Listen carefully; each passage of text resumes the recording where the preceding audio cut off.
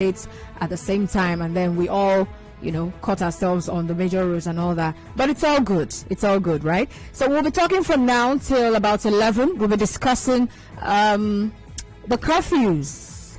I'm calling it curfews because at some point we had one particular curfew for a particular place or region, the borders actually, and then just yesterday, every other person was involved in a new curfew. So curfews, we'll be discussing that from 10 till about 11. And of course at 11, after the news, that's Africa Now, we'll get to talk about something else. All right, there's a strike ongoing right now amongst all the other strikes going on. This particular one, I think it's something that affects everybody. If you are a human being and you drink water, yeah, sure, this particular one is going to affect you. So we'll talk about that. It's actually the strike that's been embarked upon by Water Association of Nigeria. Those of them in River State, actually. So we'll be speaking with them to find out what exactly is going on. All right, so we'll talk about that around just for 30 minutes or so. And of course, after that, 11:30 a.m., we'll have some people join us in the studio from SDN Electricity. So they'll be here to talk about electricity actually for 30 minutes actually. All right, and then afterwards at 12 we'll bring you the major news bulletin. You get to find out what's happening today in Nigeria and then elsewhere in the world. And then we also have a program coming your way after that. It's a 45 minutes program. Oh wow. Okay, so you get to be a part of that from ITC Ethical Fashion Initiative. 45 minutes, they'll be talking to us. And then at 1 p.m., we'll move on with the show. Okay, that's after 1 p.m. actually. It's interesting. So I'm looking at my schedule and I'm saying a lot of crazy stuff. But it's all good. Well, by 2 p.m., we'll talk about what's going on entertainment-wise in the entertainment industry. A lot of things are happening. We'll discuss that from 2 till about 3 p.m. But in between, we'll have another interview for like 15 minutes. Hantech Global will be here to have a discussion with us. All right? So let's just say I've given you a rundown of what to expect in this show. And don't forget, it's Friday. And we're not going to miss out the part where we will have some great music coming your way as well. And yes, 5,000 Naira. Someone will be grabbing that before the show ends today. All right, so let's get into it. Once again, my name is Constance Mega.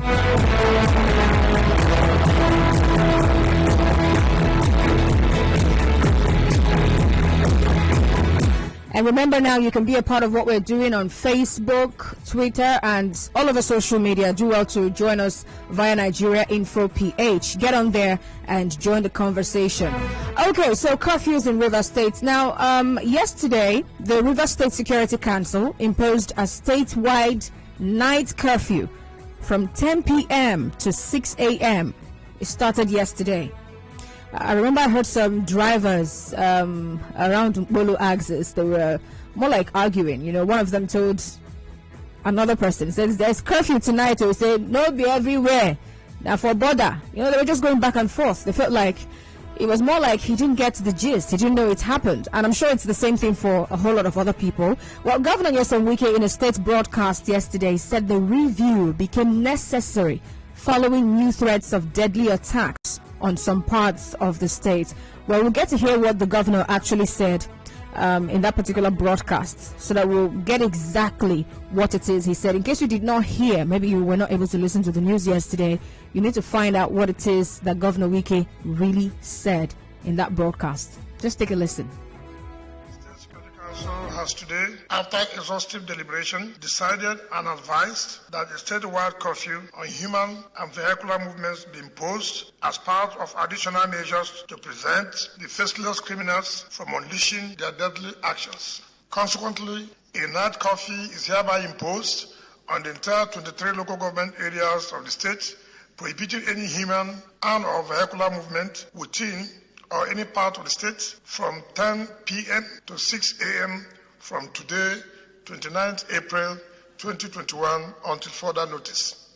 We wish to repeat that in taking these and other drastic measures at this time, our singular intention is to secure our state and guarantee the protection of lives and property.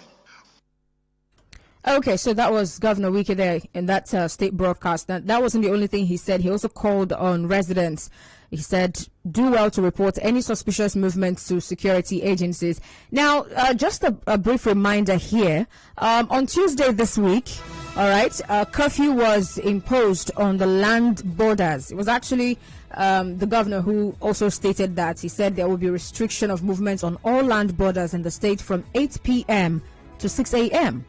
And that's following the killing of some security operatives in Ikwere and Abuodua local government areas by gunmen. Recall now that as of Saturday evening or Saturday night, and then Sunday as well, we had like 2 attacks or so in Rivers State. It was a really, really sad one when that story came out. Okay, so the governor had to swing into action, lock up the borders from 8 p.m. Nobody comes in, nobody goes out. All right. And then afterwards, the police in Rivers State actually said that particular border restriction includes the waterways as well. So let's say 8 p.m. curfew is on the borders, and then 10 p.m. curfew is inside the state. Someone was telling me 10 p.m. is the new one, so that's what we're going with. I'm like, no.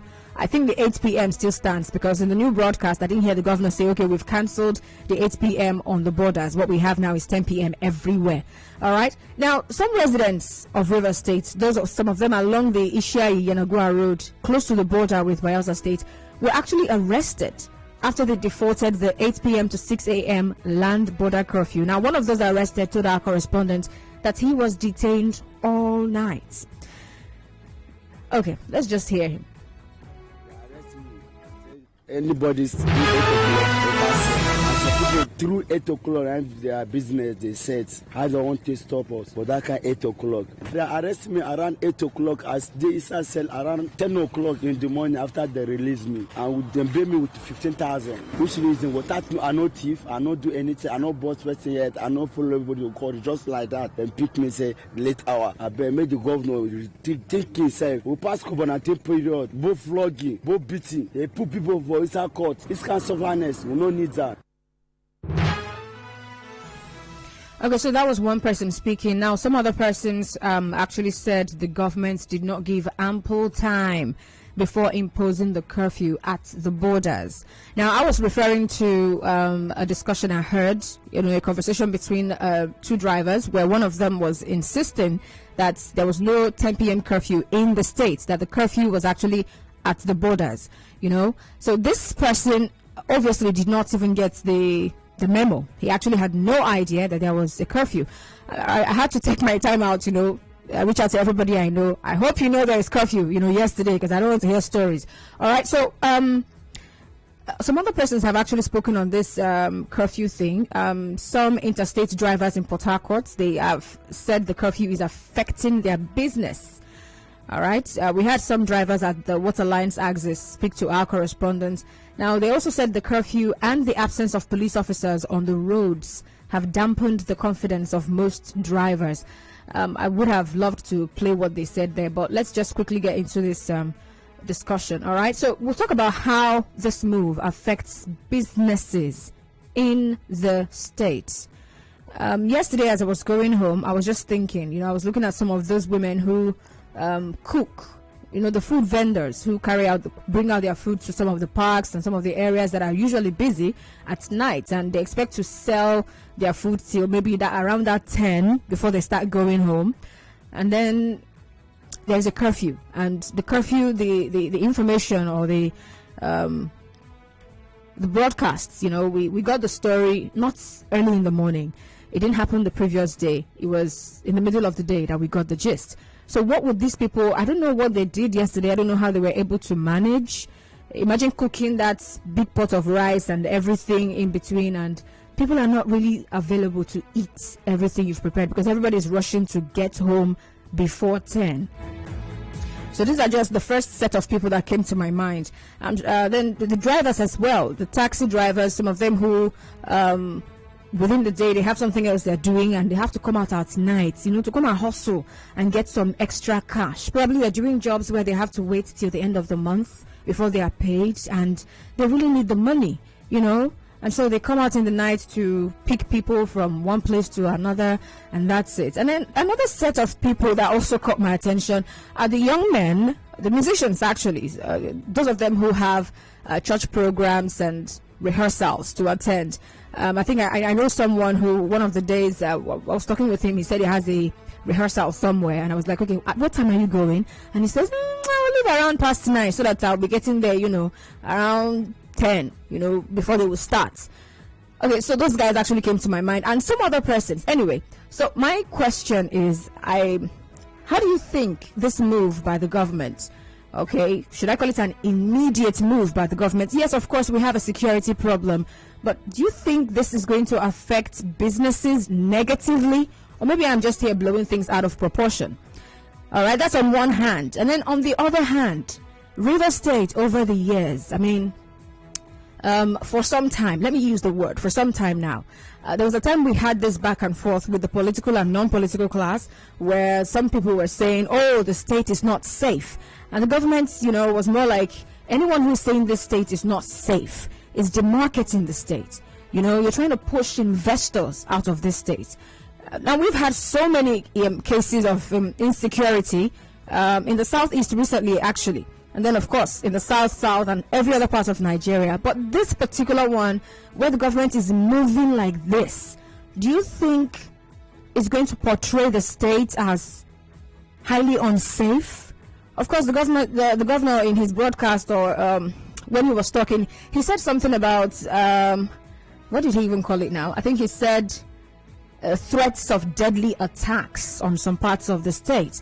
All right, so does that mean that right now, okay, finally we have accepted, maybe it's now time to say that River State is unsafe, or maybe not? How do you think this will portray the state? Is it going to portray the state as, okay, it's a state where the government is proactive, it's a state where the government is alert, you know? How do you think it's going to portray the state? All right, so to have this conversation with me, I have joining me via telephone a business analyst and entrepreneur, Mr. Isaac Uwadiuno. Good morning to you, Mr. Isaac. Good morning, Constance. Good morning, Rivers people. All right, welcome on board. So very quickly, you're someone who is into the business world. All right, so hearing the curfews, what really came to your mind, especially concerning businesses? Well, you know, in the business world, we try as much as possible to do our analysis. I've been able to sketch a few things down here, looking at the strengths, weaknesses, the opportunities and threats of the curfew. So let's take them one by one. Okay. The truth of the matter is this: whether it was announced yesterday morning or it was announced in the evening, what is involved is life. So it's part of the strength here is that government is trying to actually do damage control and also guarantee safety of the citizens, which is one of the primary responsibility of government. So for that, we give the governors kudos because it's about life. So we have to protect lives. Actually, the intent of the governor is to make sure that there is a reduction in the spike of attack, especially because they are unpredictable. So the government is looking at the issue of soft spots, of which some of these our business entities fall into. But the weakness is that though it was ill-timed and unexpected, because so much publicity has not been given to it, a lot of people were caught unawares. I don't know whether you get the point I'm making. Yeah, sure. And that, to a very large extent, is affecting some things, especially when some people have actually set out for the day. There is actually no actual time for doing business. You could do it in the morning, afternoon, evening, and especially for those who do night business. So this particular government directive is actually an infringement, okay, on their day-to-day activities. But looking at the opportunities, for instance, because every bad seed has some element of good in it. I don't know whether you believe in that particular assumption. The opportunity here is most women have actually been complaining that their husbands don't come home and they have to spend some time with their one baby, knowingly or unknowingly. So this is actually going to give some of them rest of mind also and take away BP from some of them. These are parts of the system. I also see a situation where families can actually, come together. Some families have been finding it very difficult, especially to come to terms with some of the things that they needed to do. So this particular opportunity is giving some family opportunity to bond together and then address the real issue. I don't know whether you get it. But the greatest threat, which is the question you want us to address now, is this, for the entrepreneur, is that this particular government direction is killing nightlife. And one thing people like about Port Harcourt is the nightlife. In fact, for the much I know about Port Harcourt, before the COVID, I know that some people can start their day in the evening by 6 p.m. and round it up by 4, 5, unchallenged. But with this government directive now, it is pretty difficult, except you have the capacity, because this government directive does not leave room for those in essential services. I think that is one of the odd of the decision. So government does not envisage a situation where ambulance services, or perhaps those who are actually what's called NEPA and co, that affect lives, will have to go out in the night on the ground of emergency. Or perhaps maybe there is a fire incident, somebody has to actually raise alarm and come to the aid of those people. This government directive actually shut those parts out. And I also see a higher preponderance of food poisoning, because if you have prepared food in the morning, for instance, and you are hoping to sell in the evening and it's not sold, the entrepreneur, as he or she is, will actually look for a way to recycle that food back. And these are likely to cause food poisoning in society. Like you mentioned in your intro, those who are involved in entertainment business, even the church, it's a ritual in Nigeria that every Friday some churches must have their all-night meeting to pray. That will actually take them. And especially when this one is leading to a new month. Tomorrow is 1st of May. Some people are likely to sleep in church in order to have the first day of the month in church. So those are the set of people that are actually affected. Then think about also social workers. Social workers work in the day and then they actually transact their businesses at night. These are the people that are greatly affected. But come to think of it too, in terms of thinking, those who are into manufacturing and distribution of goods, especially Gala and Co., they are likely to have more of them expire, because these things come into the city at night. And then by morning, they are already in the market, and there are people in the market to receive them. But when people begin to experience resistance in doing business and the opportunities are not there, all they just do is to keep it. And then, nobody wants to run at a loss. If you discover that the game has 3-4 days to expire, you can come in and sell at a very cheaper price. These are part of the effect of the lockdown in Port Harcourt. I don't know that you hear the point I'm making. Yeah. Mr. Isaac, we'll come back and talk about how the move by the government is portraying the states. All right? Okay. So we have a short break now. When we return, we'll talk about that. All right. Thank you so much.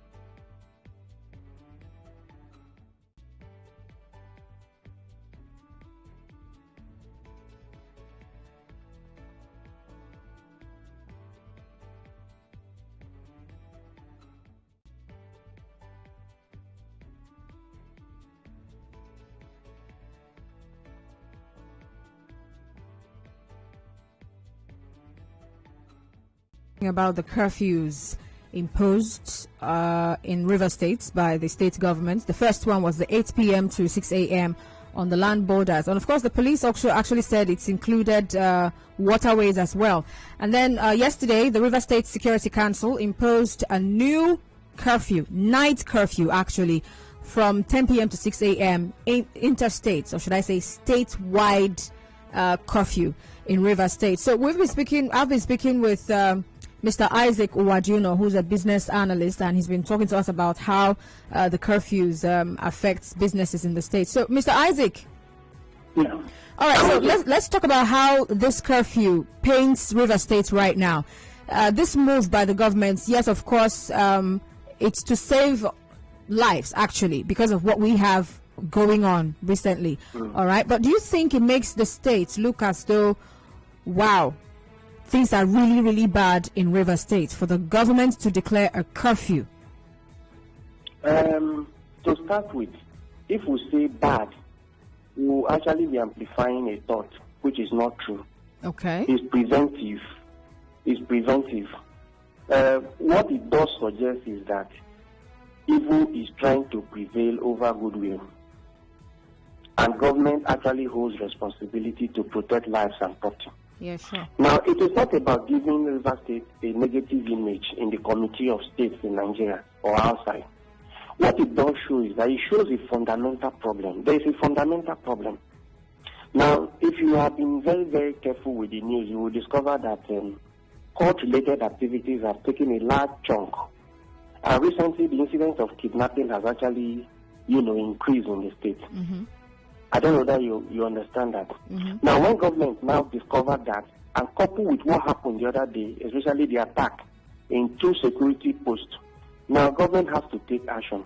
But as businessmen, you also understand that you are taught business ethics and environment. If your environment is not safe, no matter how much you make in that place, automatically it is going to affect your life because you are contending with life and businesses. And in most cases, a lot of people like to go with their lives and allow the business to grow. When there is life, there's opportunity to develop new business opportunities. So it is not like giving River State a bad image, but the government has to do a lot beyond the preliminaries of what is happening in the state. There's a higher preponderance of unemployed people in the state. There's no doubt about that. And what is not helping the issue too is that people are ill-prepared for, or they don't know what to expect. Just like the governor said this morning, that everybody is worried. Even the governors themselves are also being attacked. So government may have actually provided this as a temporary measure, but it's not a permanent measure. I think we should be working towards something that is permanent. And in this case, we should be looking at empowering our people. In the actual sense, when people have very reliable source of income and they are sure of their 3 square meals a day, I'm sure they will think otherwise. And also, we have to do a lot. There are so many things that are happening in the state right now as I'm talking to you. I don't know whether it's taking time to go to major markets in River State. You will discover that a lot of people are actually running union, informal union, collect money from this source, give it to this other source, and those are the things that are affecting. So they all cumulatively actually speak of something that there is a need for us to do the extra in order for people to be comfortable. When people will labor from morning to evening and they are sure that there's a decent meal to take in the evening, even if they choose to come out for nightlife, I think they will behave themselves. Okay, so you're saying that with what's going on right now, it's not enough to maybe pack up and leave, look for a particular place in the country where we don't have this level of insecurity? Insecurity generally in Nigeria is a problem. It's a general problem. In fact, I think it comes to the states in bits and pieces. At the time, Edo State was the home of crisis because of that and even the jailbreak in Edo State. And then it came to Owerri and Rivers. I think it's a passing phase. It will go with time. The only thing we keep encouraging those who are in business to understand the kind of environment that they want and also seek professional advice. It's very, very key. You don't just come into a place. Most businesses here don't have feasibility plan. They don't have, all other things that are needed for you to do business. All they just know is that this place is a booming city and they go into it. And over time, they just begin to discover that this place is a harbinger of some sort. So it's not enough for you to pack your load and start going. Rather, look around. If it entails you cutting down the period that you do your business, you can do that. And if that is all it takes for you to be in business, you can do that. But taking an outright decision to leave the state and go to another place, as far as Nigeria is concerned today, I don't think there's a safe haven anywhere. Interesting. All right. Thank you very much, Mr. Isaac. Maybe we'll just keep you on the line just for a few more minutes, but let's take some calls and hear what some other persons have to say. I'm sure you've been listening and you want to be a part of the conversation. You can connect to us via our studio lines. You can call in now. The numbers are 084-461-923. 084-461-923. You can also call 0817-923-0002. 0817-923-0002. And you can also call 0817-923-0003. 0817-923-0003. And of course, you can send a message via WhatsApp or Telegram to 0809-030-6416. And also get on Facebook, Twitter, and Instagram at Nigeria Info PH. Please turn off your radio set when you call in. Hello. Good morning. Welcome. What's your name? Good morning. My name is OUK. All right, go on. Yes, it's a very, very interesting that we're having this morning. But my own problem I'm telling you, the aspect to which this conversation is there. River State had its own security issue, you understand, which is the managing facility. It's not that it is that bad. For the governor to declare a curfew, I think it's a preventive measure not to allow an escalating crisis, security crisis to commence. So I don't think that the reason because overseas is not safe, is not secure, that's why he's doing that. No, it's just for a preventive cause. So that's my suggestion. Thank you. All right, thank you very much. Hello. Yeah, this is Mr. Zion. Good morning to you. Good morning, Mr. Zion. Please go on. I'm not in support of this curfew. And why is that? This curfew did not calculate the terms and the conditions of the people. This curfew does not, and in any way, going to stop the crime rate or is going to introduce those whoever will going to wait off. You say it is 10 o'clock. Let me put you on a shocker mode. Those who are victims will tell you clearly what time was their handset snatched from their hands. At what time was their phone snatched or their bag snatched or they are being chased by one robber or what? What time? Between the hours of 7 and 9. But hold on, Mr. Zion. You know this particular curfew is not to stem that particular tide of pickpocket and snatching of phones. The governor actually said there are new threats of deadly attacks. I am trying to narrow you down. Okay. That if these guys can be stealing handsets, chasing shops, robbing shops, by that time, the deadly attack we are trying to stop can also happen at that particular period. Besides, you are even subjecting the security agencies to more threats. Who are these guys after? Are they after the common man? No. They are after a structure. And that particular structure, you are positioning them to take over the environment at that period. What do you call for? See, the government did not even make measures on how foods are going to come into the state. Don't forget some of these food material, raw materials, before they will get to River State, it's around 11, 12. And you are going to stop them at the border. What will happen to us that are here? Do you know that the hunger rates in this city are so worse that people are buying bones to eat? Bones, people are buying bones, cow bones, pork bone, animal bone to eat. And you are stopping the process. That way some of them are surviving. All right, Mr. Zion. Open their economy by 7 in the evening to close by 2. What amount of all these transport companies that are carrying Lagos in the night? What time are they calling for customers? And what time are they leaving for Port? All right. Thank you so much, Mr. Zion. Hello, good morning. Good morning. You're welcome. Tell us your name now. Yeah, this calling from Uwadiuno. All right, go on. Yeah, my sister.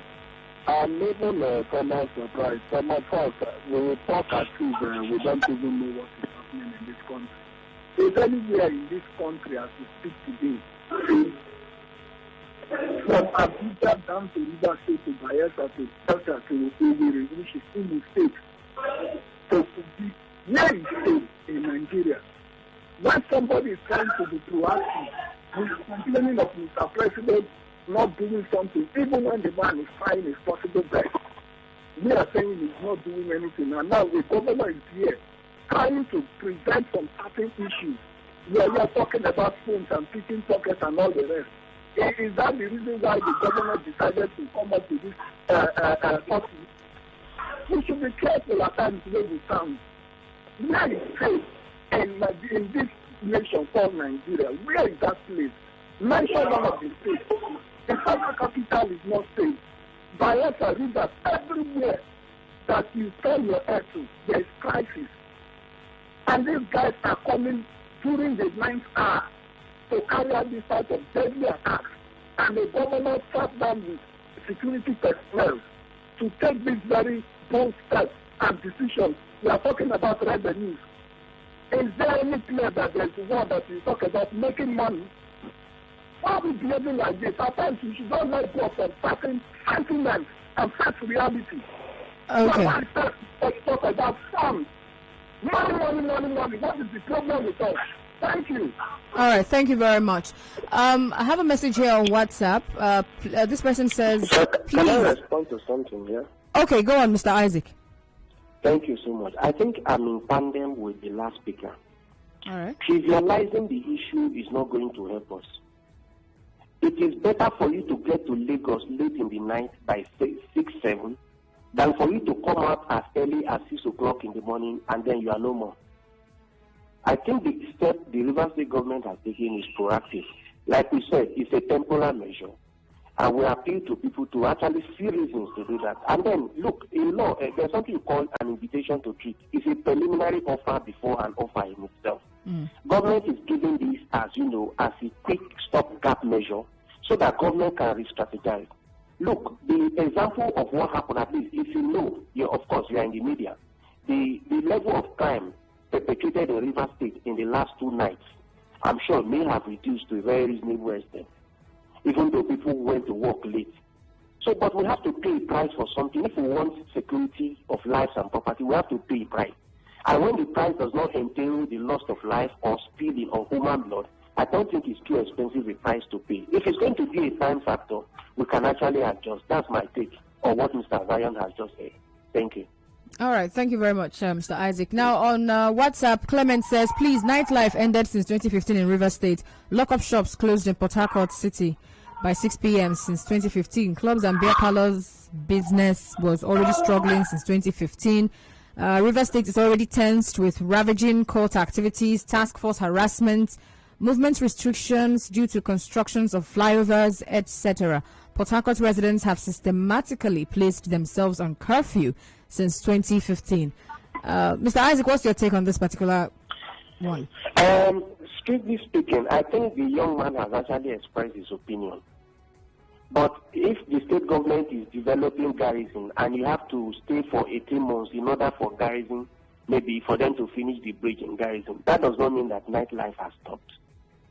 If you say nightlife actually stopped during COVID-19, it's understandable because government imposed restriction and it's just about the prevention of, contact with the people. Now that the vaccine is around the corner, a lot of people are still catching their fun. The hotels are still operating. What actually stopped in Rivers State is that the people can no longer go to open places and they say they want to enjoy themselves. But people still go to bars, they still go to restaurants, and then they still have much of what they want to do by way of relaxation and it's going on. So I disagree with him if he says nightlife actually stopped in 2015. No, that's not true. But if because of construction activity, the young man is expressing an opinion that nightlife has actually stopped, I think the government is actually paying a price of infrastructural development. They should be encouraged in that angle. But government has to do more. Like I told you, if you say there is task force in Rivers State, like I made mention in my discussion, my intro, I tell you that there are pointers to one particular fact that the government has to do more. All right? That's the truth. Government has to do more in the sense that the youth in the state are actually not gainfully employed. And there's no place in the world where somebody is celebrated for creating more task forces at the expense of the citizens. Government needs to look at that particular area too and come up with a plan for the people. There is room for entrepreneurship, there is room for training, there is room for skill acquisition. The only difference is that people learn and they don't practice. And when they don't practice, they would rather not want to go with the incentive associated with this program. That is the problem and the pain in Rivers State. Interesting. Well, on Facebook now, Austin Bright says the curfew can't improve any security because during the daytime, herders or criminals can follow trailer and enter the state. Then Obulo Gift Priye says, since it's for our safety, no problem. Get all you need to get and go in by 10 p.m. I had a little change yesterday. I was supposed to buy small chops and fruits, which I normally take before going to bed, only to discover there is curfew. May God help us all. So this is like a case of someone who didn't know that there was curfew until it was kind of like late for him. We're still taking your comments. You can get on Facebook, on Twitter, Nigeria Info PH, and let's have your say. Hello? Hello, ma, yes. Can I say something? Okay, go on. The matter is that before, hello? Hello, good morning. Okay, hold on, Mr. Isaac. Good morning. Good morning. Yeah, I'm Kosofida Kama, calling from Port Harcourt. Please go on. Yes. I want to talk about the issue that is being raised concerning the curfew imposed in Rivers State. The governor, well, I say he tried in imposing the curfew, but it has been his style of always trying to put a chain on Rivers citizens' neck, like a dog. Whenever he wants, he chains the dog. Whenever he likes, he frees them. Sometimes he even forgets the chain on the neck of the dog. That's the way he rules Rivers State. Rivers State has been a state that crisis has been on and off. Court clashes, even police killing innocent citizens during the time of NSAS, even in the midst of NSAS. The police were still killing innocent people in Rivers State, and the governor never made a statement. He never said anything. He continued, and now, not until maybe some other group or some other people trespassing, killing military and the forces men, and then he knows these people are the people securing him especially, and that if they break into the security of the state, they can easily get at him because so many people, their hands are not clean. Most of our politicians. So now he's trying to impose curfew, talking about life, Rivers life, Rivers life first to secure. He's just playing, he's being hypocritical because if he loves Rivers people, he will make sure that the people in the state are being secured by the security men first. Not when they harass you, they kill you, you bring out your task force, they kill people, they behave anyhow. You don't talk about life.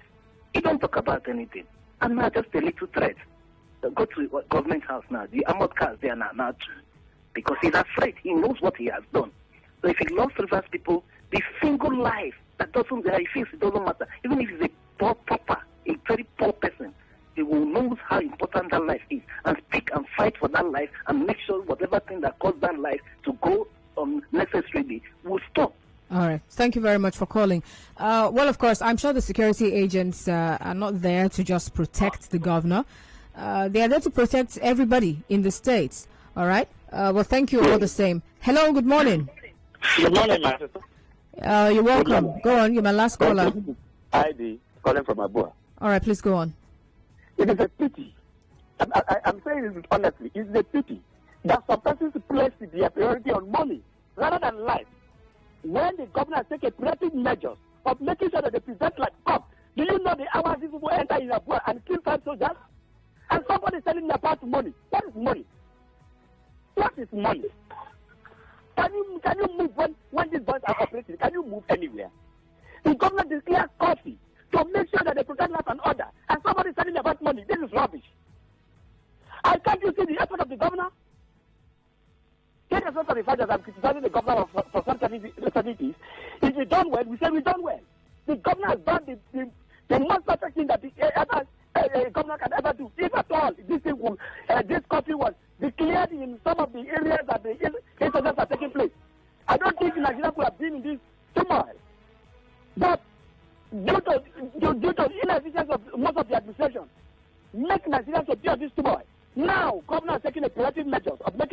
secured life and property. And somebody telling me that this is just something of a caricature. What do you mean by caricature? What do you mean by caricature?